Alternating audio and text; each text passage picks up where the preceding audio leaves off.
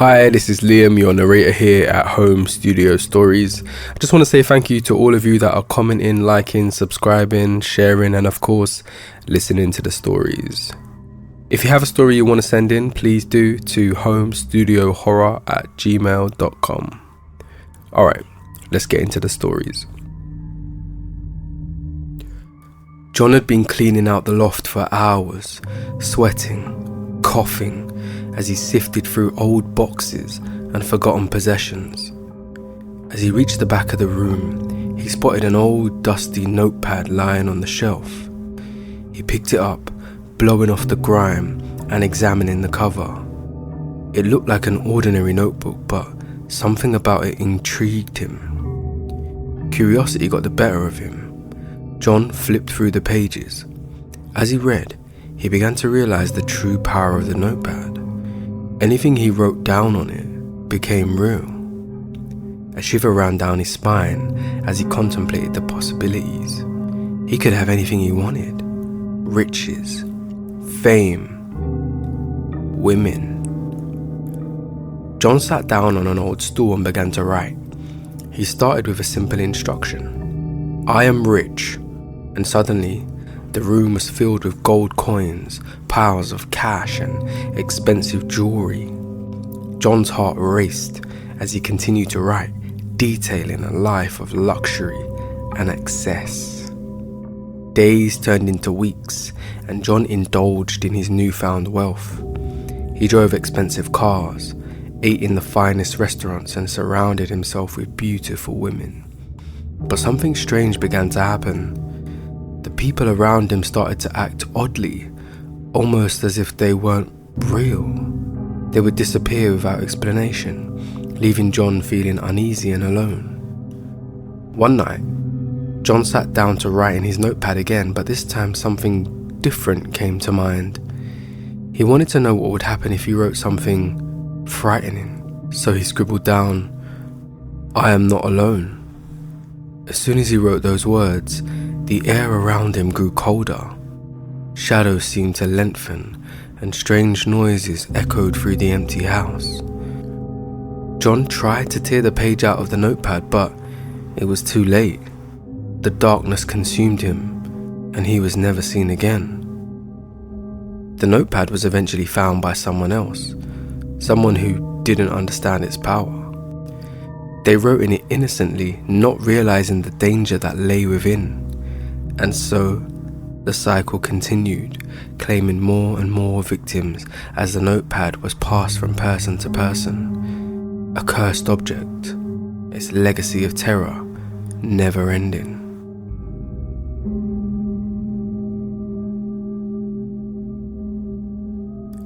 Rachel and Emily were inseparable friends, always seeking out new adventures and experiences. One day, they stumbled upon a website that claimed to offer instructions on how to speak to the dead. Intrigued, they decided to give it a try. The instructions were simple enough. Light candles, sit in a circle, and recite a chant. Emily and Rachel gathered their supplies and set out to a secluded area in the woods to begin the ritual. As they sat in the circle, candles flickering, Emily nervously spoke up. Are you sure this is a good idea?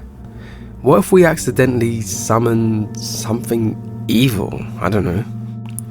Rachel waved her off. Don't be silly. It's just a fun little game. Nothing bad can happen. As they continued to chant, the air grew colder and the candles flickered wildly. Suddenly, a voice boomed through the trees. Who dares disturb the dead? Emily's eyes widened in fear as she clung to Rachel's arms. I told you this was a bad idea. Rachel tried to keep her cool.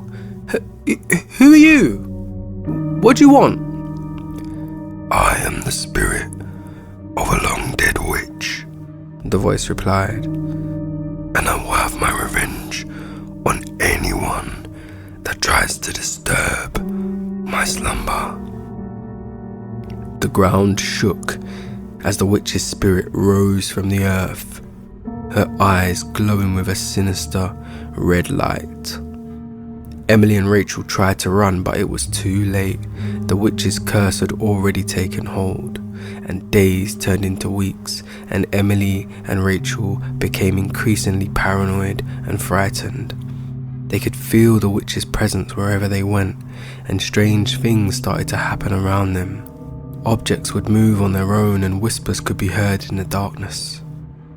Eventually, they couldn't take it anymore. They sought the help of a local priest who tried to perform an exorcism, but the curse was too strong. Emily and Rachel were consumed by the witch's power, unable to escape her grasp. Their families never saw them again, and the website that led them down this dark path disappeared. But the witch's curse lived on, claiming more victims as others tried to speak with the dead. Emily and Rachel's fate was a tragic warning of the dangers of playing with forces beyond your own understanding.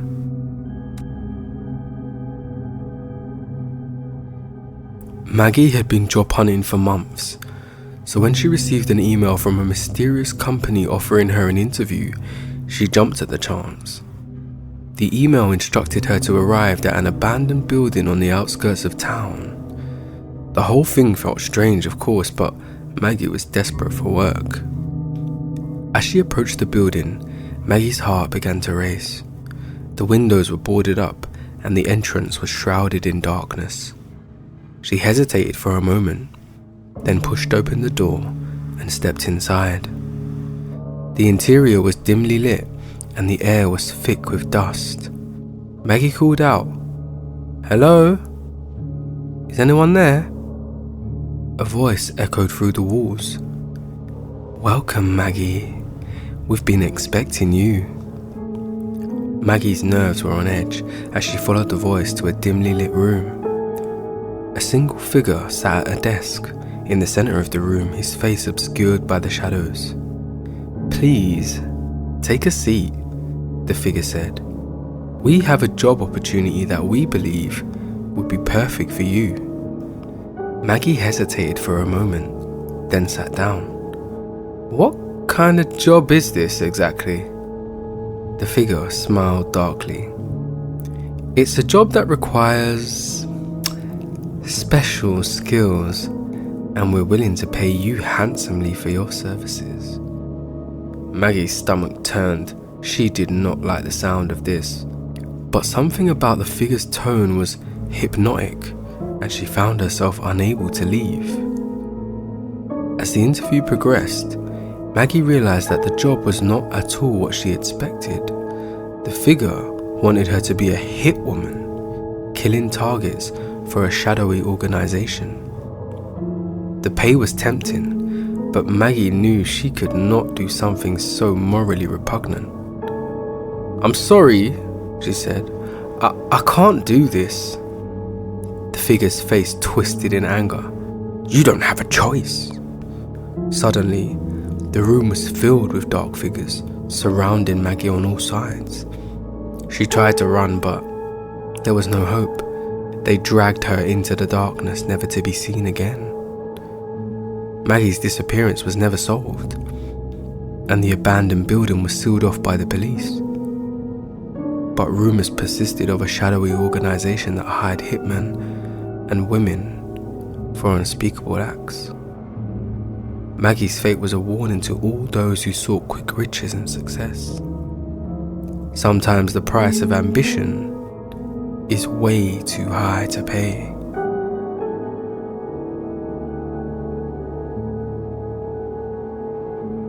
I never thought a song could be deadly until I heard this one on the radio. It was a haunting melody, the kind that sticks in your head long after you've heard it.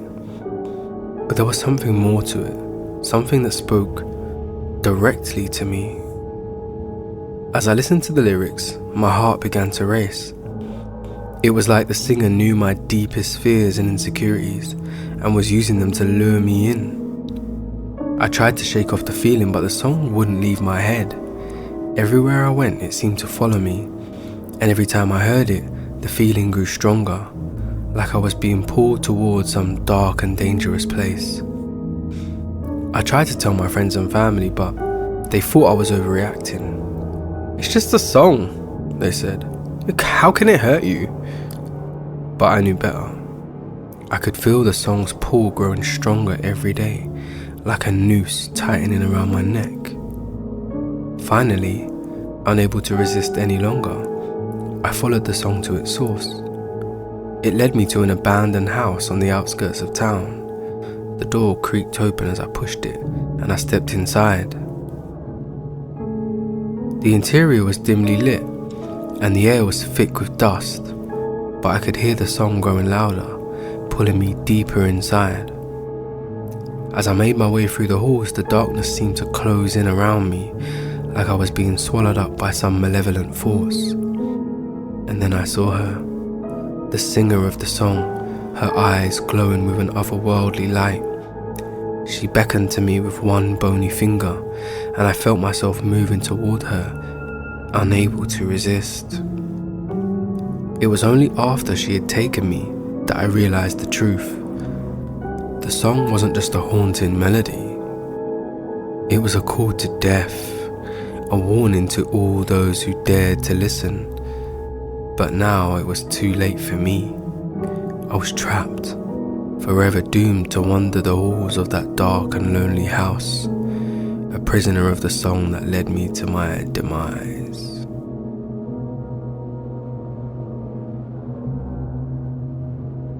Who knew stealing a necklace would lead to my downfall? But that's exactly what happened. I was the school bully, always picking on weaker kids and taking what I wanted. One day, I saw a shiny necklace around the neck of one of my classmates.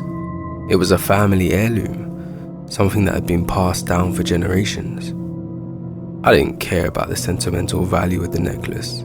To me, it was just another thing to add to my collection of stolen goods.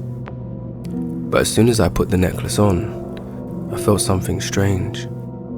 It was like a weight had been placed on my chest, and I couldn't shake the feeling that something was watching me. At first, I thought it was just my imagination, but then strange things started to happen.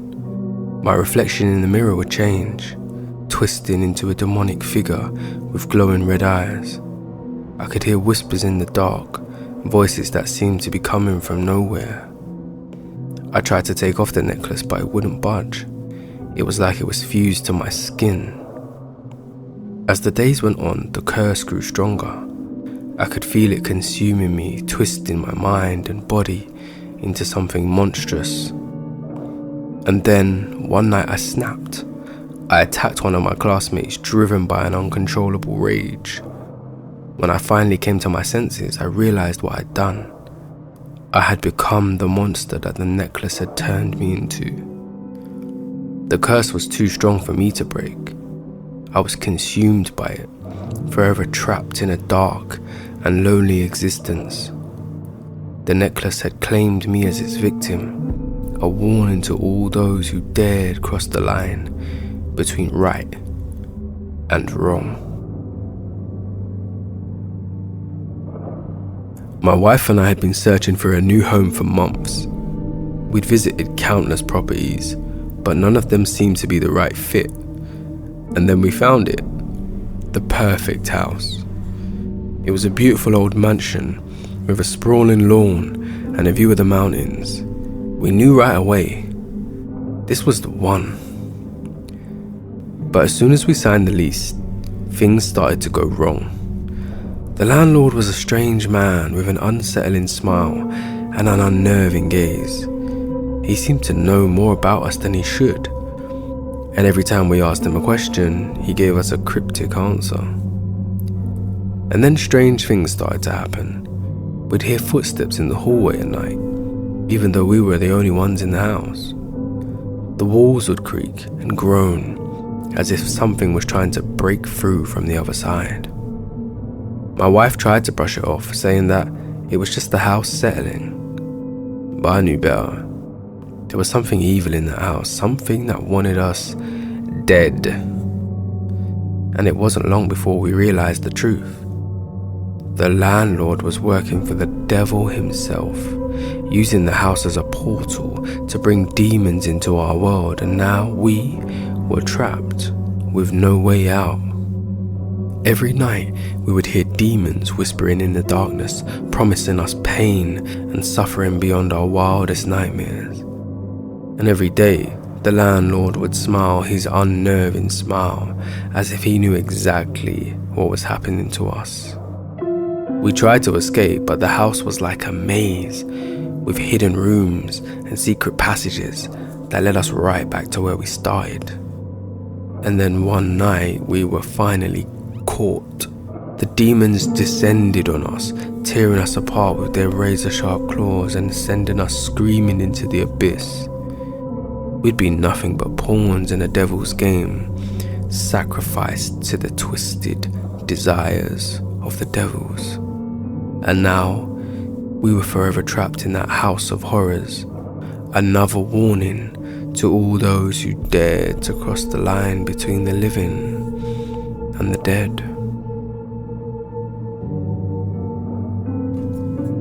Jacob was a wealthy and successful CEO.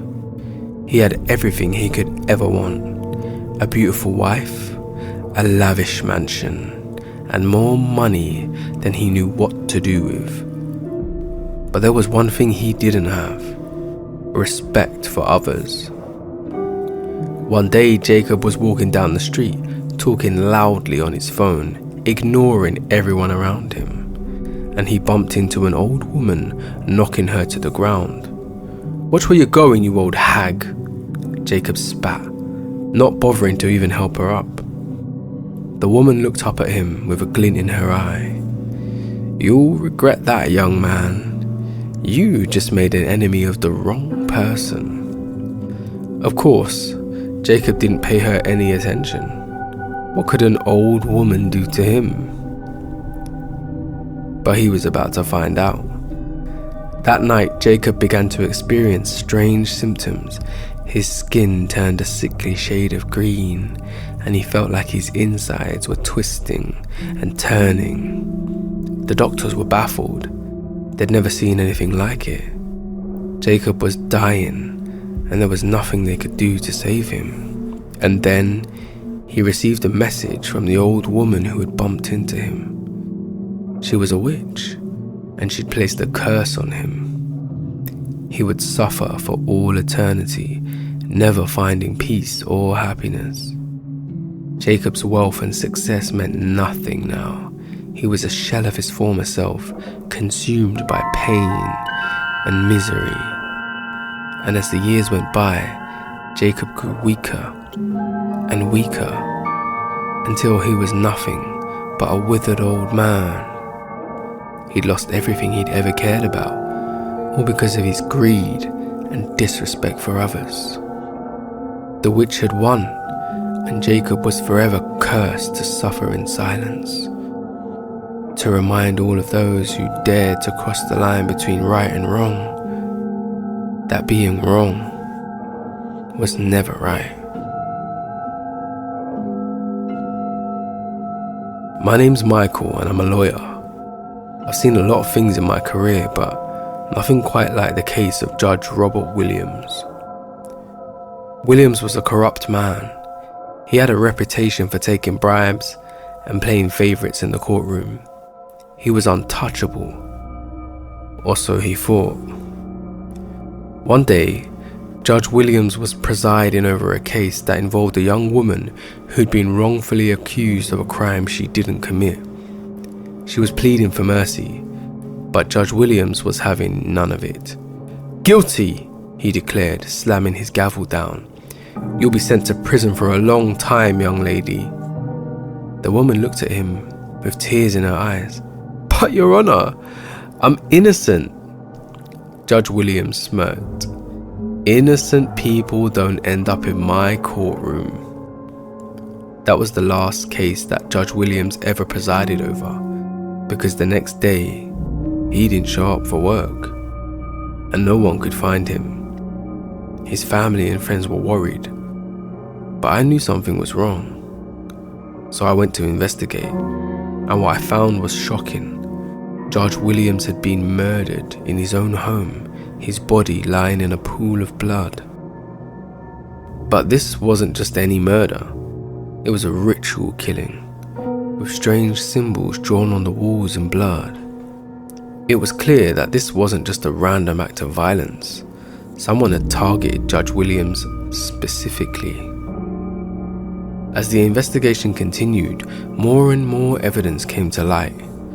It turned out that Judge Williams had made a lot of enemies over the years, people who had been wronged by his corrupt practices.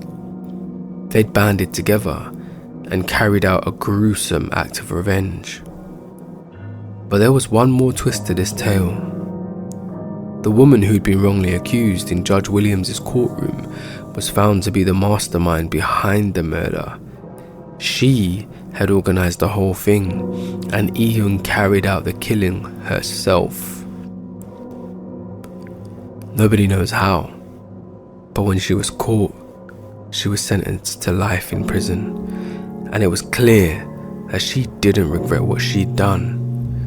She saw it as justice, a way to make sure that corrupt judges like Robert Williams pay. I always knew that taking a taxi at late night was risky, but I never expected what happened to happen to me. I'd just left the party, a little tipsy but nothing too crazy. I hailed a taxi and the driver seemed normal enough at first, but as we drove deeper into the city, I noticed that the streets seemed darker and the buildings more dilapidated. The driver's eyes were constantly on me in the rearview mirror, and his smile was unnerving. He didn't say a word, and the only sound in the car was the radio playing some strange, ominous tune. Suddenly, the car screeched to a halt in front of a decrepit building that seemed abandoned. The driver turned around to face me, his eyes now glowing with an eerie shine. "You have sinned," he said in a voice that was not his own. "What are you talking about?" I asked, trying to keep calm. "You've sinned, and now you must pay the price," he said, his voice growing louder and more menacing. I tried to open the door, but it was locked. I was trapped. Suddenly, the car sank into the ground, and I felt like I was falling into a bottomless pit. The driver was no longer human, but a demon, like something from hell, and he was taking me to pay for my sins. I screamed and begged for mercy, but it was no use. We arrived in the fiery abyss, where I was greeted by the souls of the damned, screaming and writhing in agony. The demon driver dropped me off and disappeared, leaving me to face the torment of hell alone. And I was trapped, there forever, paying for my sins as the demon cab driver continued to bring others to their eternal punishment. Now as I look back on my life, I realize I must have brought this on myself with my own selfish and immoral actions. It was a terrifying and painful lesson, one that I now had to carry with me forever. I'd always heard rumours about the strange farmer who lived on the outskirts of town, but I never believed them until I saw it with my own eyes. One day, while passing through his property, I heard strange noises coming from the old rusted barn. As I approached, I saw the farmer, a rugged and menacing man, emerge from the shadows. He looked at me with a sinister grin and said, "You shouldn't be here. You don't want to see what I have in the barn." But I couldn't resist my curiosity, and I pushed past him to see what was inside. And what I found was beyond anything I could have ever imagined. In the corner of the barn was a massive creature, chained and writhing in agony. It was unlike anything I'd ever seen before. Razor-sharp claws and teeth and skin that seemed to be constantly shifting and changing. What is that?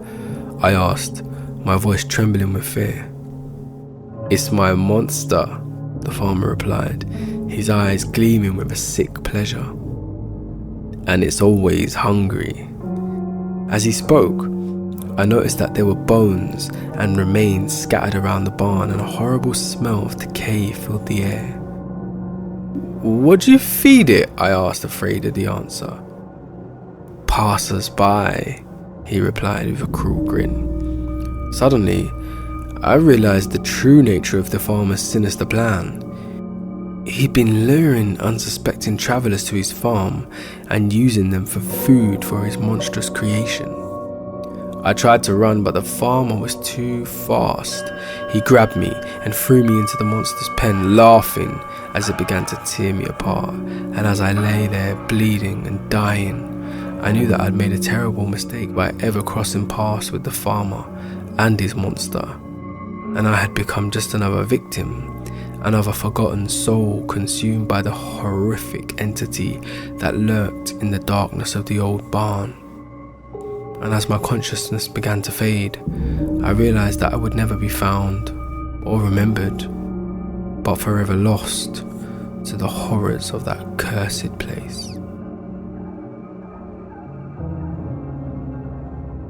Three hustlers, Jack, Mike and Tony, were looking for their next victim when they stumbled upon a young man walking alone in a dark alleyway. Perfect, said Jack, grinning as he pulled out his knife. Let's get this guy. The trio approached the man, but he put up a fight. In the struggle, they ended up accidentally stabbing and killing him. What the hell did you do? Mike exclaimed, looking down at the lifeless body on the ground. We gotta get out of here, Tony said, looking around nervously. And they all ran away, but the guilt of what they had done haunted them. A few days later, they received a strange message from an unknown number. I know what you did, the message read, and I'm coming for you. The three men were terrified and tried to forget about the incident, but then strange things started happening. Jack woke up in the middle of the night to find a dead man standing at the end of his bed, eyes glowing red. What do you want? Jack shouted. I made a deal with the devil on my deathbed, the dead man replied, and he's given me the power to come back and seek revenge on those who wronged me. Mike and Tony soon had similar experiences, and the three men knew they were in trouble. They tried to make things right by confessing to the police and to the priest, but it was too late. One by one, the dead man hunted them down and killed them, leaving a trail of blood and terror in his wake. And in the end, they realized they would never escape their sins, even in death. As they took their final breaths, they knew that they would forever be trapped in the grip of the vengeful spirit they had created, doomed to suffer for all eternity.